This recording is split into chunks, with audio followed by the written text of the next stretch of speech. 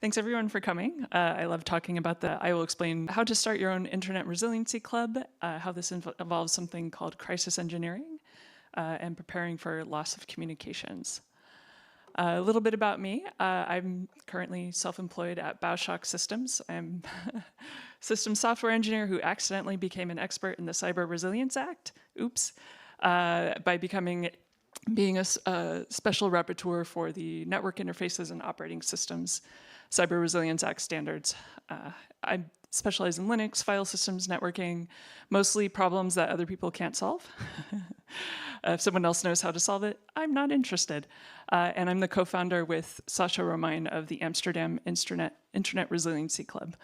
This is me in the Museum of Communications in Lisbon, next to some undersea cable splices. Very cool. All right, so here's what I'm going to talk about. Why we should worry about losing communications for a significant period of time. What's the current state of internet resiliency in Europe, and especially the Netherlands. What crisis engineering is, and what it says about what we can do. What I did, start the Amsterdam Internet Resiliency Club. I'm going to put in a technical comparison of MeshTastic and MeshCore because this is a huge fight right now. And then what you can do. All right, so just a little background. I think this audience is more aware of this than average. Disruption is very common right now. Russia is still invading Ukraine. The head of NATO said that we should all prepare for war in Europe. This is already affecting the rest of Europe in many ways, just for the most relevant for us. The Russian modem wiper attack at the beginning of the full-scale invasion of Ukraine also took out some German wind turbines. The US recently threatened to invade Greenland. I'm sure that will come back. The 10-hour Iberian Peninsula blackout showed us exactly how long the batteries in the cell phone towers last. 2 hours, actually, not 4, because everyone's busy trying to text. The city where I live, Amsterdam, is preparing for weeks without power. That's their goal, 3 weeks. And there's this weird thing where the ships can't keep their anchors up when they go across cables unless there's another ship behind them watching them. Weird. How does that work? All right, so this is my question to myself. What if we lose the internet and power at the same time? This is a scene in Ukraine where they're repairing a fiber optic cable that's been destroyed by a Russian bomb. So this is my scenario that I worry about. I wake up one morning, I have no internet, I have no cell phone connection. All the people who can fix it don't have the connection either. They have no way to talk to each other in an emergency. Most of them don't even live in Europe, and there isn't enough backup hardware to replace the hardware that's gone. So this is not theoretical at all. Australia had a problem with this, with the Optus outage, if you look that one up. Everyone who could fix it was not in Australia. So that was a problem. So what is Europe doing to prepare for this thing? I went and did some research. ENISA has published a really good set of recommendations to improve internet resiliency. Unfortunately, most people are not doing anything about it, most of the member states. When I did find plans to do something about it, they were like, in 2028, in 2030. And I'm like, this stuff is happening now. So once again, Ukraine is leading the way on both implementation and knowledge sharing. So this advice from the Ukrainian IXP, which is a kind of internet exchange point thing, it's important to make the internet work, had some very concrete advice for other internet operators in the rest of Europe. That I watched this video, and this is how I got concerned. It's interesting things about passive fiber and making sure your fibers are actually independent and hiding your routers in abandoned buildings. What I did notice too is that Finland, Estonia, Latvia, and Lithuania are doing a better job of preparing, and I thought maybe there's a pattern, but it's probably just a coincidence. There's nothing to do with this. So what about my country? What are we doing to prepare? And I found that we're doing the opposite of preparing. If the Dutch government has a plan for restoring the internet after it's been catastrophically disrupted, nobody I know who would need to carry it out knows about it. So I don't think it exists. The Dutch telecoms are continuing to outsource their technical roles outside of Europe, much less the Netherlands. Tech firms are still moving on to US big tech owned clouds. And then they did this thing to the Dutch National Emergency Communication System. So this is what it used to look like. There's like a series of bunkers. They had wires running between them. You had to like blow up the wires under the ground if you wanted to stop people from communicating. You see this old telephones rotary dial? Yeah, right, that just works. This is the current version. That's like 5 different kinds of cloud. There's no way this is working in an emergency. What are they doing? I have no idea. All right, so the other thing I learned is that you can't prevent crises, but you can use them to create change. So there's a name for this, it's called crisis engineering. It's the study of the structural transformation of organizations during crises that threaten their core functions. So this is a very specific kind of thing that's happening where an organization is going to stop existing, so it must transform at a very deep level. This normally never happens because organizations usually work, and if you change things, it breaks something. Nobody likes to do that. You've seen this in all of your lives. But when a crisis does happen, if there are a few people who are ready with tools and plans, they can make a lot of change very quickly. So that's the thing I learned is like, I can't fix all this stuff right now, but if I have a plan and I've tested it out as much as I can, when the crisis happens, I'll be able to fix things really quickly. So there's a full entire book. This book is really great. I got to read an early version of it, and then the revised version is even better. Highly recommend. All right, so this is my idea. What can I do with no money and no official position? I can create the Internet Resiliency Club. So the crisis engineering says that the government won't do anything until the crisis is here. They've got the Amsterdam has a plan to be ready by 2028, right? Maybe. So I asked myself, what if I could set up some sort of informal ad hoc emergency communications that could get things started, right? After that, we'll figure it out, but we just need to be able to talk to each other. Everyone would have to be a volunteer. There's no money. So we have to be, being part of this group has to be easy, cheap, and fun. And we have to be able to communicate for days without any infrastructure or power. And so the first thing I thought about was ham radio. Ham radio is cool and good, and all you hams, are there any ham radio operators in the audience? Yes? No? Oh, okay. Usually, I know a lot of them now, but it generally requires too much power, and it's just not the right solution, and I was not going to take the test in Dutch, no matter what, so. This is where I just found out a friend said, oh, what about long-range radio? So long-range radio is shortened to LoRa, and there's this mesh networking, which is a sort of distributed way of sending messages. So long-range radios can send text messages over line of sight. So if you can see the other radio, you can send a message to it.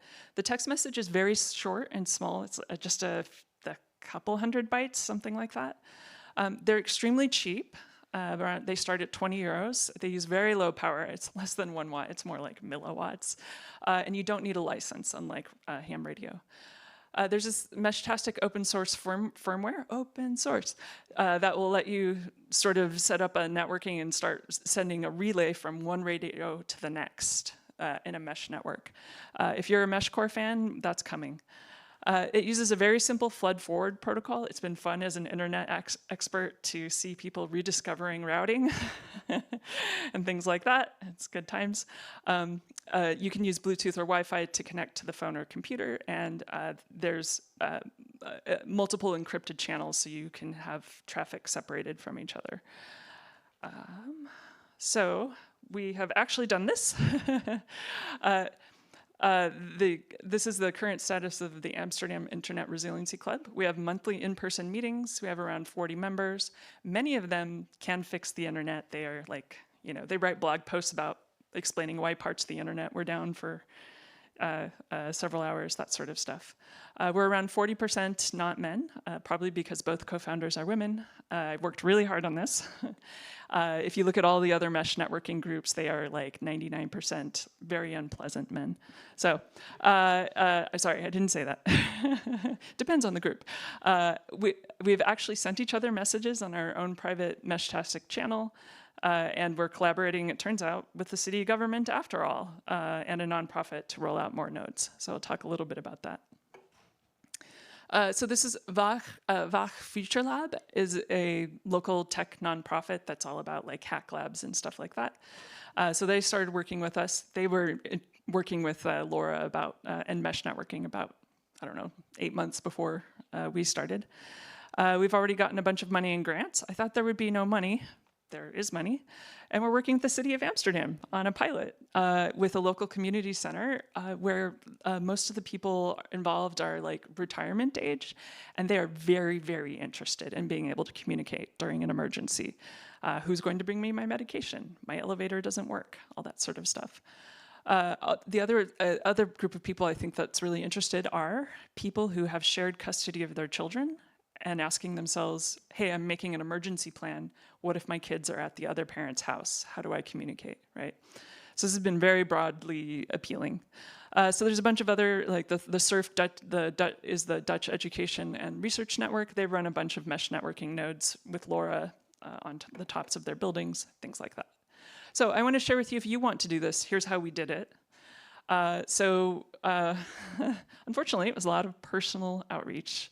I have a large network, the humankind. So does my co-founder, Sasha Romain. We just did a lot of direct personal invitations to people to say, hey, would you like to come join our club? We set up regular in-person meetups. Most importantly, we kept it really fun and upbeat, right? If you show up and you're like, what are we gonna do when we're being shot at with guns and there's no more medicine? We don't talk about that. We are actually all about, we make a lot of jokes. We talk about, we're going to bring each other ice cream, you know. Your fridge is not powered anymore. You have to start an ice cream party. How do you get the people in your apartment building to know that you're the person to come to and that they will bring you food and things like that? That was really fun. And then yeah, you have to kick out people who aren't fun and making it terrible for other people. I've given a bunch of talks, various different places, trying to, you know, some more involved in networking stuff, some in local hacker spaces, some in computer security, some here with you all.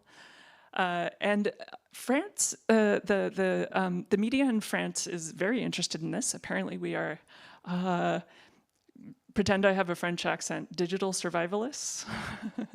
I don't like the word survivalist. There's no survivalism happening. 3 days without internet, like that's all we're looking at. Yeah, so there's a bunch of interest there. And then there's actually a Dutch book on disaster preparation. The author showed up at like my 3rd meeting and then included us in the book. So that's actually where we get a lot of people wanting to join.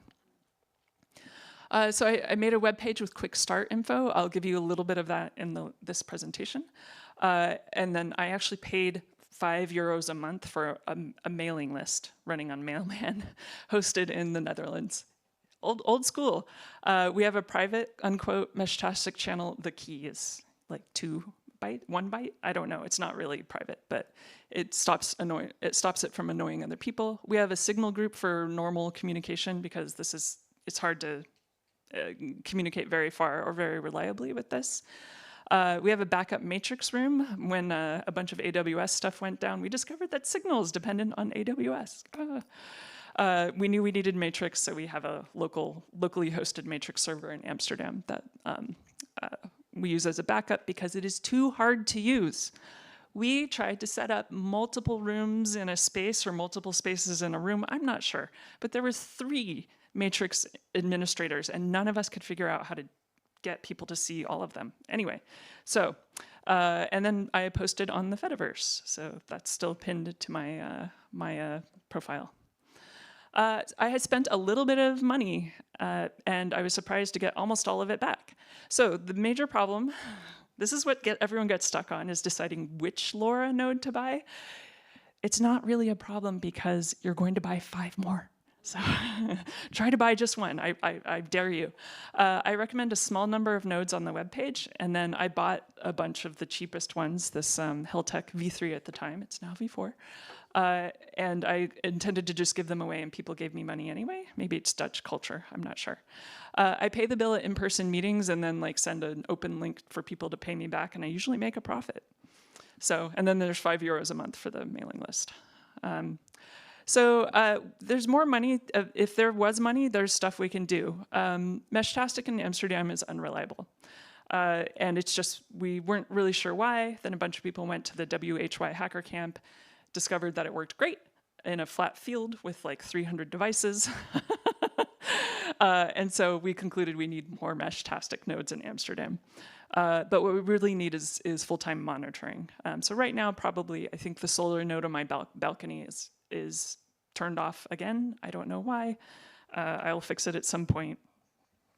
It would be nice if I got an email when that happened. So we'd love to run some more real-world experiments.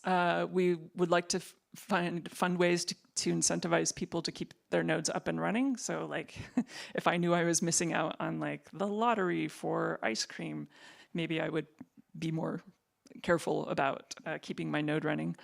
There's a ton of stuff that can be done if people were paid to work on the software for the mesh networking. And so yeah, if money shows up, that's great. A bunch of people are asking for it and getting it. Okay, so if you're one of the people who says, oh, why are you not using MeshCore? It depends on your use case. The short version is that MeshCore is more reliable but less resilient, and MeshTastic is less reliable but more resilient. So we have this super reliable thing called the internet. I suggest you use that if you need reliability. The MeshTastic is my choice for a situation where there's no power coming out of the wall and a bunch of your nodes have just turned off. So we've tried really hard to get solar powered nodes or nodes with a lot of battery next to them, but that's not a concern for people on MeshCore. So if you want to send small text messages reliably over long distances, when the power is on and everything is working as expected, and there's some other stuff, then you should use MeshCore. If you're looking for disaster recovery, I think MeshTastic is a better choice. But we've just, because we all have 5 devices, we just install both. So a little more detail on this. MeshTastic's core architecture is defaults to a true mesh network where the endpoints are sending messages to each other. MeshCore is fairly centralized. There's these things called repeaters. There's making some changes to have it be the client and the repeater. But there's like these really, it's really reliant on these well-placed repeaters. Parts of MeshCore are closed source. I don't know why this isn't a bigger problem for people. I was just like, oh, no, I'm not touching that. But MeshTastic is 100% open source. MeshCore is ported to slightly less hardware than MeshTastic, and the MeshCore community is, MeshCore is not as easy to use, and the community is a little more difficult to get involved in.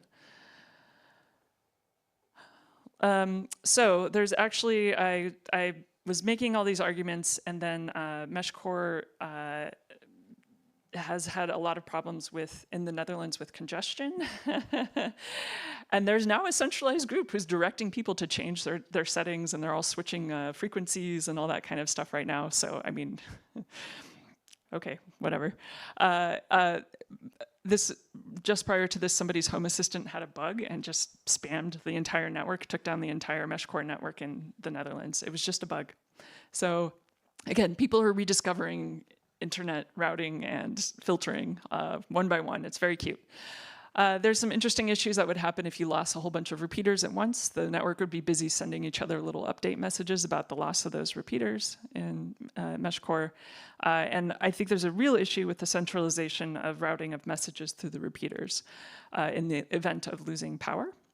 So there's a limited amount of bandwidth, airtime that you can use, and you run out of battery more quickly than if you're using a true mesh network where the clients are sending messages to each other. Okay, hardware recommendations. So if you're like, ooh, this sounds great, it's really unreliable and terrible, And then I have some recommendations. So the Heltec V4 is only 20 euros.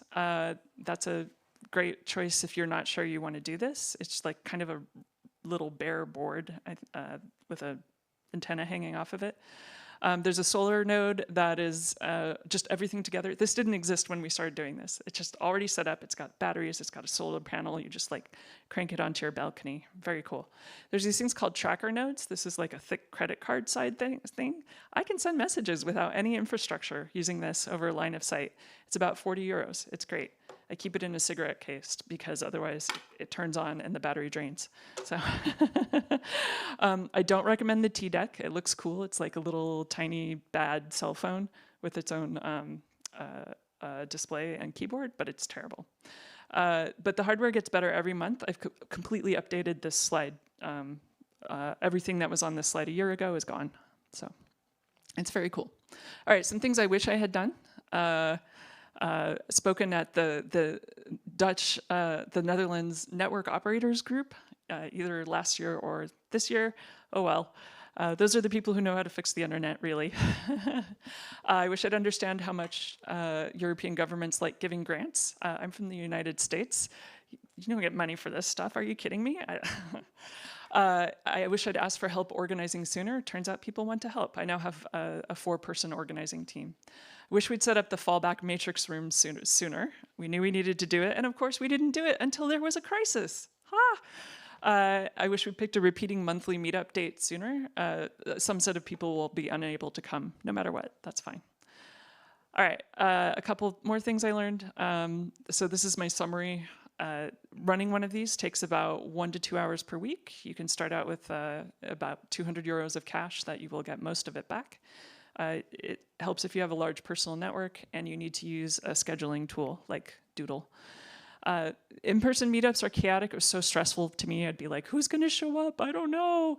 It was usually like 12 people. Sometimes it was 4. Who cares? And that MeshTastic is the worst mesh networking software, except for all of the others. So you can do it. It's worth it just to make friends with cool people living near you. I really love the people I met and got to know much better through this. And we like go to museums together and have coffee together. It's great. I want to ask if you have a LoRa node. Can you raise your hand? Anyone? All right, cool. We have a lot more people that can learn about this. And if you're all willing to talk about it, that's great. I think a great way to get started is to ask your employer if you think they might be vaguely interested to give all their employees LoRa radios and a cell phone power bank. That's the bribe. Here's the power bank. Also here's this radio. Please set it up to your interested staff members. So. And I've got detailed instructions on how to set things up and non-Amazon European links to buy the hardware here at this URL. All right, that's all I've got. We've got 6 minutes for questions. Thanks.